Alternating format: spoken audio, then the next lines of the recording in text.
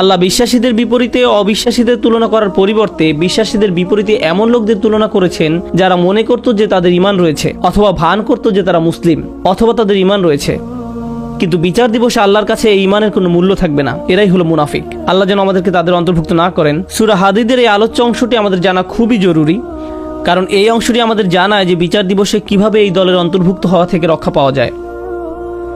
সংক্ষেপে বলতে গেলে কিয়ামতের দিন বিশ্বাসীরা যখন দাঁড়াবে, রাসূল সাল্লাল্লাহু আলাইহি সাল্লাম তাদের দেখতে পাবেন।